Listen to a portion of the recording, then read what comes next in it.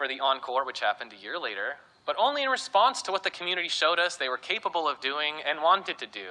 We truthfully have the best community ever. Like, if you play Sky, thank you so much, you're amazing. But all this emerged from the fusion of the affordances that we gave players and, of course, our incredible community.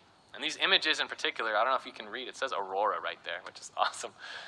These are images were taken from the positional data we received on the back end. So we could watch in real time while some of these were happening as well, which was incredible. Just goes to show when you give people even some amount of control and you put them all together, amazing things will happen. Being in one of these is like a total unreal experience. It's like the tallest elevator you've ever been in. It's amazing. Thank you, Affordance. Starting to feel a little better. I know what parent problems are and how to get around it. I know that I need to guide individuals, but that will make a structured group, and that leaving room for freedom can be super fun. Everything's gonna be great, right? No, who is this unsavory character? His name is Unfordance. Their name is Unfordance, which is a made-up word. It's a made-up word that I created to help describe the qualities of the supermassive group that make our lives as designers difficult as a whole. And interestingly, they also map to the states of matter: solid, liquid, gas, and plasma. I wish I had like an analogy counter on this. I feel like we're racking them up. So let's just start with solid. Why is the supermassive group a solid? Because it will obstruct. It will get in its own way in some contexts more than others. I'm sure we've all had this kind of experience. If you give people a singular point of interest, they will swarm to them, and that is unmanageable and unenjoyable. So, these are images from one of our pre-ship builds. Can you spot the player in either of these? Well, I couldn't either, so there's no highlight here. They're just somewhere in there. You have to take my word for it. So this would happen a lot. We tried a lot of different solutions to try to combat this, but one of the most helpful ones wound up being something we called Ember Regions. Wes Hawkins, another one of our fantastic engineers, helped to work on this system that allows designers like myself to hand-place regions in the world that take the abstracted player models, be they the abstracted, Sky Kid models, the jellyfish, mantas, etc. And when they enter into these regions, we reduce their visibility down to a single shimmering orange light. We don't eliminate the visibility entirely, but we just reduce it. This has a lot of advantages. It frees up a lot of real estate in a lot of hotspot areas while still communicating to you just how many real human beings there are next to you. We later learned to proceduralize these around things like NPCs and pickups, etc. So next up, the group is a liquid because it fills the shape of its container. Not very many people know this, but Bruce Lee was actually a game designer. And he was way ahead of his time. He had this famous quote, "Empty your mind, be formless, shapeless like a supermassive group of players." If you put a supermassive group into a cup, it becomes the cup. If you put it into a bottle, it becomes the bottle. You put it in a teapot, it becomes the teapot. Now a supermassive group can flow, or it can crash. Be a supermassive group of players, my friend. Thank you, Bruce. We too learned that every valid point that is not out of bounds, and sometimes even those points, will be occupied by a player at any given point in time. Obviously, that makes it a real challenge to waterproof everything. And at first, this surprised me until I remembered how crows sit along power lines, with spaces in between them. They do this because they each have wings, and they need those wings to take off and to land, so they sit separated from each other. Likewise, we each have a natural bubble around all of us that drives us to expand elsewhere when we feel that that space has been encroached upon. And this even happens in virtual space. So if you don't want someone in your face, you move around a little bit. And then if you get in someone else's face, they'll move around a little bit. And if everybody does that, the group will disperse, even when there isn't any interplayer collision like this. Now, we also quickly learned not to spawn everybody in the same place, like in a one-unit area. This phenomena would help us, but we also quickly learned to distribute the spawns of everybody in a fairly large area. But this phenomenon helped me a lot because I was actually quite worried about this. Would your sightlines be constantly violated by other players? Turns out, we're not special. Really smart people like Edward T. Hall already explored interpersonal distance in a subdiscipline of anthropology called proxemics. This is where we get the term personal space from, and I believe what drives the supermassive group's shape-filling liquid reality. I think this is the natural phenomenon behind all that. So what did we do as designers? Well, to accommodate this, we just designed enormous environments, bigger rails, bigger boundaries, especially when we have more players. It helped me, at least, to not understand the group like a mass of individuals, which I was doing at the start, but instead think of them like a deluge or a wave that spreads to fill the extent of every new play space. A fluid that occupies all the space you give it, very much like a game of Pipe Mania. And yes, it can feel as stressful sometimes to try managing such a group. All right, the group is a gas because it is compressible. Not only will it morph to fit the shape of its container, but it will expand or compress to fill that shape, be it larger or smaller. So let's look at this gas of jellyfish. If each one of these jellyfish is an individual gas particle. They're in this tiny cave, and the kind of jellyfish per unit volume is actually quite high in here. As we transition to this much larger cave right after this, we'll see that this group begins to depressurize. The gas begins to disperse. It doesn't happen immediately, but it does happen. Now, this can be an issue if we're just looking at it superficially speaking for crowd control reasons.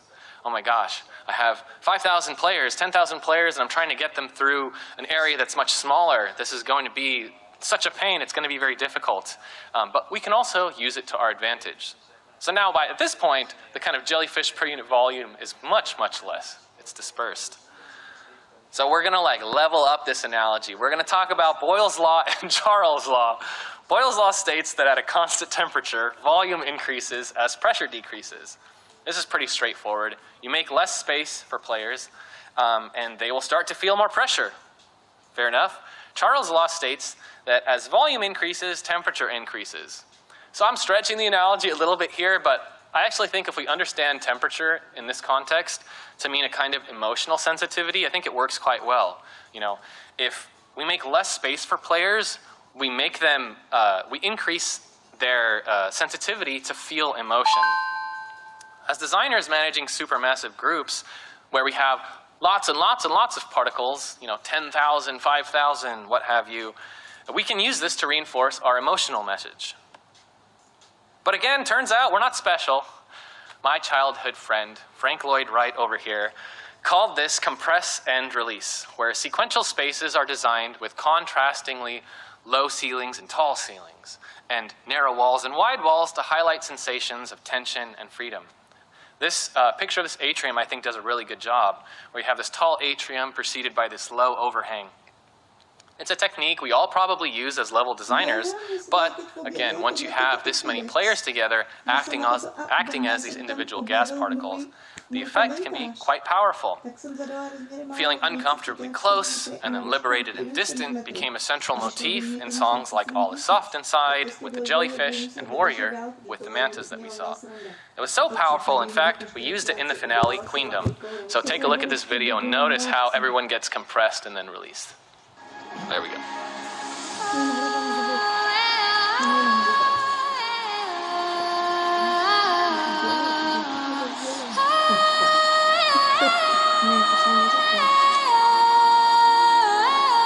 Till Queendom come,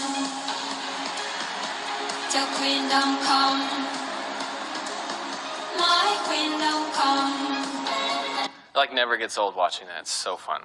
Okay, last up in this crazy analogy, the group is a plasma. Well, there's one big way that a supermassive group is like a plasma, and that is that you don't know what a plasma is, and neither do I.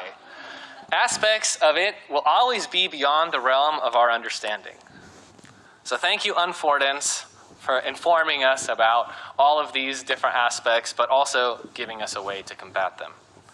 So now that we have this, we understand scale, we've got simplicity and spectacle and all of these things in our head, what can we do to make our lives easier as designers? Well, good thing we have our friend Tooling here with the magical, amazing mustache, the enviable mustache of Tooling. Only has 1 point for us, which is that simulation tools are a must-have. Allow me to explain. We discovered very quickly in the design process that we needed a way to visualize this on demand in various contexts. If we had 10,000 mantas in a really small space, that could compromise a lot of things: noise, performance, experience, emotion. Human behavior is hard to simulate, but our engineering team did create this tool called Follow Guys that allows us to spawn any number of players of any model at any radius around us with any shout frequency that would follow us as we move. We use this constantly throughout the development, especially when spot testing suspicious areas. You know, like, what's the worst case scenario like? Let's say 10,000 players manage to organize themselves and shove each other into like one concentrated area. What might that look like? I truthfully can't conceptualize a project at this scale without such a tool. As our needs grew, so did the tool itself, and I am eternally grateful for all the great engineers who helped build this and expand this. And yes, it never gets old just to see what it would have looked like if everybody was a little fishy watching the concert instead. So thank you, Tooling, and your wise mustache. Simulation tools are a must-have, I understand. But, as we mentioned, even the best tools can't simulate one thing, and that is sociality. Sky is a social game after all. Sociality also happens to have the best analogies. We're going to get into these right now. So from the very beginning, we knew that to appreciate the humanity of such supermassive group sizes, players need to feel the loneliness of being all alone. You'll quickly lose appreciation for even the most delicious chocolate cake in the world if that's all you have to eat for every meal. Because we wanted to centralize that appreciation for humanity, our core arc, which we saw earlier, takes this chocolate cake approach, where it doesn't always force you to eat the chocolate cake, and likewise, doesn't always force you to be surrounded by 10,000 players. Instead, the story revolves around building up, breaking down, and then reviving the group, the number of players. And in this way, we can think of the player population in a supermassive group as an allegory for the player's emotion. So yes, while the stadium seats 10,000, and at various points along the way, you do experience the concert beside 10,000, we don't give you that luxury the entire time. We hold it away from you and use it as a tool to reinforce our emotional goals. So when you start, the first song of the concert is Exhale, Inhale, and you are all alone. You feel quite small. But we transition you to Runaway, and then you're beside 400. By the time that song reaches its climax, you're at 1,000. You start to feel very hopeful. But then, with All Is Soft Inside, the next song, we humble you back to 200, opening it up to 500 as the song reaches its climax. Now you're breaking free from your inhibitions. And in Warrior, we surround you with the full 10,000. You feel unbeatable together until you make your way to the seed, where your numbers start to drop and drop slowly until you are one fragile, solitary little butterfly flying through the darkness. Until you eventually reunite with one other butterfly, and then you reunite with 500 others. And you make your way through space together, and you make your way back to the Colosseum. But this time, it's totally empty. Not even you are there. No one else is there either. Complete and total silence and absence. A single star descends from the sky, and the full force of 10,000, all of us together as one big group, appear once again to emphatically celebrate the closing song, Queendom. The depth of your feeling of connectedness to the humanity around you is deepest when contrasted with the shallowness of your own solitude. You can call this a kind of emotional theory of social relativity. I've got analogies all day. They're going to keep coming. On a different note, your ability to connect to individuals and see yourself in relation to them is predicated largely on your ability to differentiate these individuals from each other. Homogeneity in any group is to be expected, but as Homo sapiens, we're all bipedal mammals with like flat fingernails, weird hair distribution, lanky arms and legs, But between us, we span a beautiful range of shapes, colors, sounds, movements, and yes, even smells. Now, imagine the last concert that you went to, and then imagine being surrounded by 1,000 Agent Smiths. That is not the experience that we wanted to create. So to combat this Agent Smith syndrome, we were able to do a couple things, like tint the model of these players, the abstracted players, with whatever color cape they would be wearing, scaling them with whatever height they had, and of course allowing them to emote with 4 different expressions. There's always room to improve, but remember, we're dealing with a supermassive group of 10,000 players being networked and sharing this space together. It really is an engineering marvel. We'll take what we can get. I think even this limited diversity helps nudge us out of that social uncanny valley where players can feel real but aren't totally real altogether. Thank you, Sociality, for your wonderful analogies with the emotional theory of social relativity, aka chocolate cake, aka distance makes the heart grow fonder, and the wonderfully named Agent Smith syndrome. I really appreciate you. But just because we've done all of that doesn't mean that everybody is aligned. That's what alignment is here for. 2 lessons here. 1 is to foster nearby solidarity with players, and 2 is to regularly regroup players throughout. It's one thing just to bring everyone together. It's another thing to align their experiences in one big shared narrative. Did you leave with an understanding that you all went on the same emotional journey together? Everything we've said already contributes to that, but some of the biggest factors, I think, actually emerged out of, surprise, surprise, technical and logistical concerns. 1, about where you would be seated to view the experience, and 2, how we would even synchronize the timing of all of this. These were chat benches and intermissions, and that's what we'll get to right now. So first, chat benches. This is a system that already exists in Sky. It allows up to 8 players to chat with each other if they're seated on the same bench, and it's used across the game to facilitate moments between friends and new players. Because you have to be seated at the bench, and because it allows you to chat with other players, and because it already supports 8 players, which was our standard room size, this quickly became the conduit for us to assemble the Coliseum, and this is how it contributed to alignment. When players join the concert, they're placed at a unique seat on a unique bench, which they are free to change until the concert starts. But once it starts, players all take their seats and begin their journeys together, a lot like the seats on a roller coaster. And yeah, we had a lot of amusement park conversations during the course of development here. These players, these benchmates, become your cohort. You chat with them during intermissions, you hype each other up, you share thoughts and feelings about the excitement of what is to come. And in them, you have a safe personal space. And that's important, especially when at any moment you could be surrounded by thousands upon thousands of players. It aligns your unique experience with just a handful of other players, and you can leave with specific memories you've made together.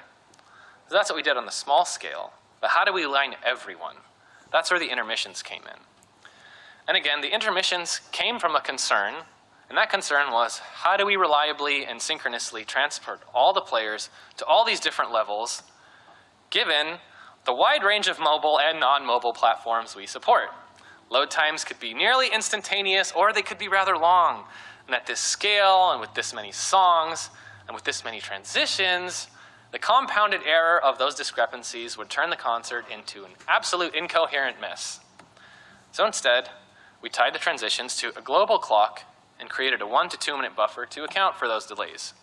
We could have done with less time, but then we would have had awkwardly short pauses and breaks, so instead we leaned into them. And that seemed to work quite well. It allowed late players to join during these intermissions and, again, allowed you to recompose yourself with your group. By the way, we know that this global clock strategy works quite well because in a later event, Days of Color in 2023, we didn't approach it with this global clock strategy, and that was really difficult. We had a lot of synchronization issues. So basically, we got confirmation that what we did for Aurora worked well, so that was great.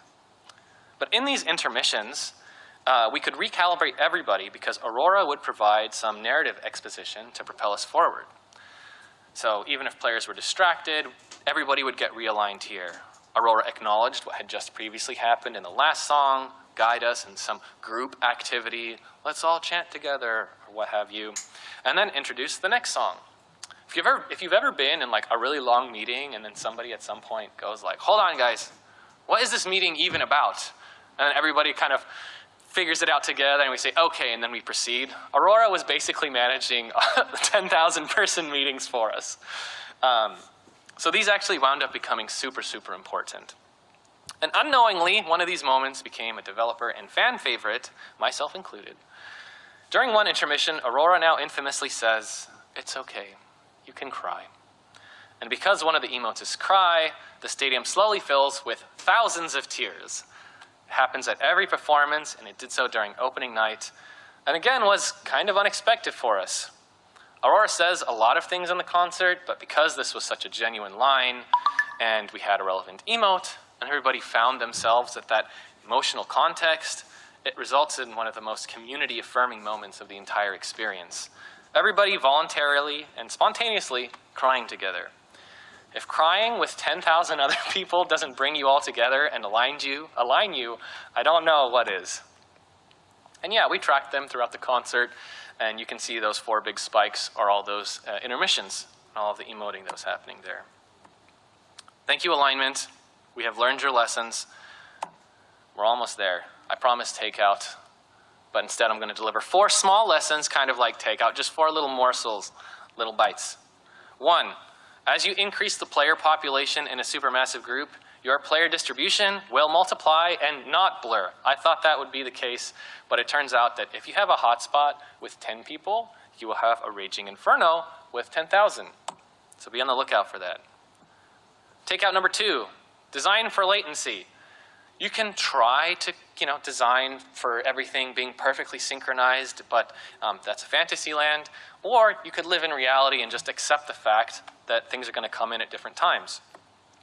Nothing in our experience fundamentally breaks if you experience it 5 or 10 seconds later than everyone else, even despite all of the work that we did to synchronize everyone. You can actually see here, Aurora's moving around pulling players in, and there's actually quite a long trail behind Aurora of everybody that comes in with their different latency. And this worked to our advantage, particularly during the big Aurora yeet that she does at the end of Queendom. I think this would have been far less compelling if it was just a uniform sphere just expanding outward. I don't think that would have been as great or filled with as much charm and character as this wonderful explosion here. I mean, it's great because of the latency. We're almost done. Takeout 3, synesthesia as a pulse. What is synesthesia? Synesthesia is just aligning the visuals that you're seeing with the audio that you hear. We're going to play a little sample so you can see.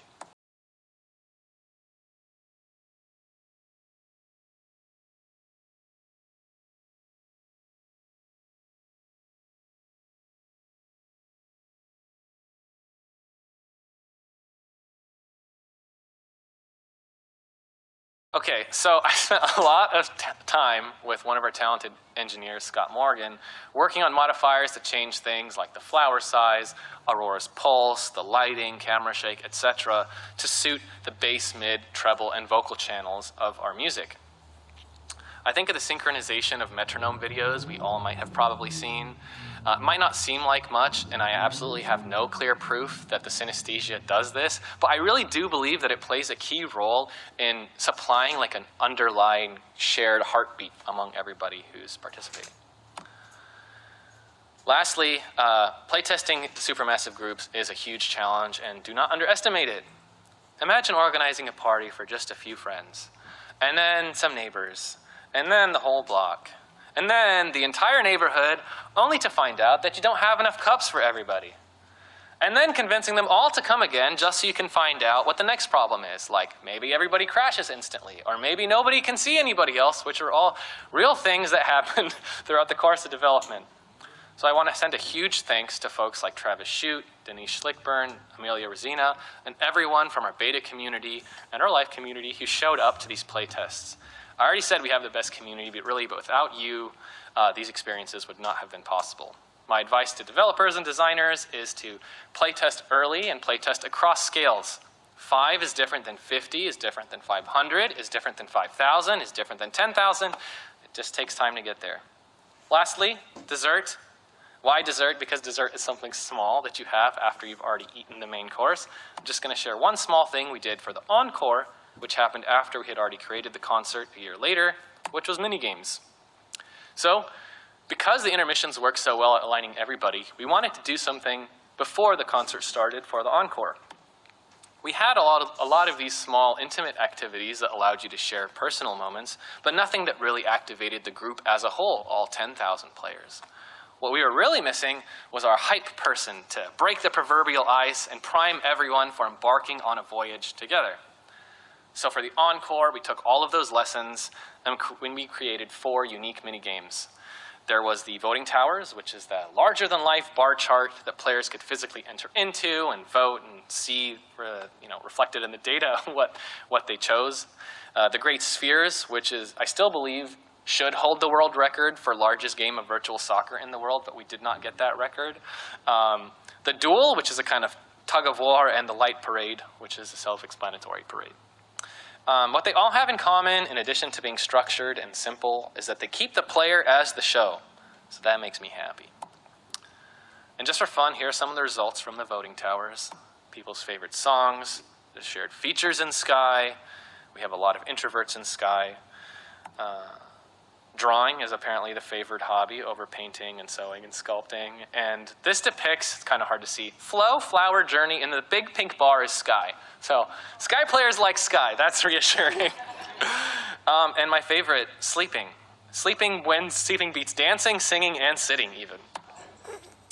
So, in conclusion, thank you for going on this voyage with me. I hope you have a better understanding of what designing at Supermassive Groups entails and how all of these forces play a part in delivering a powerful shared experience.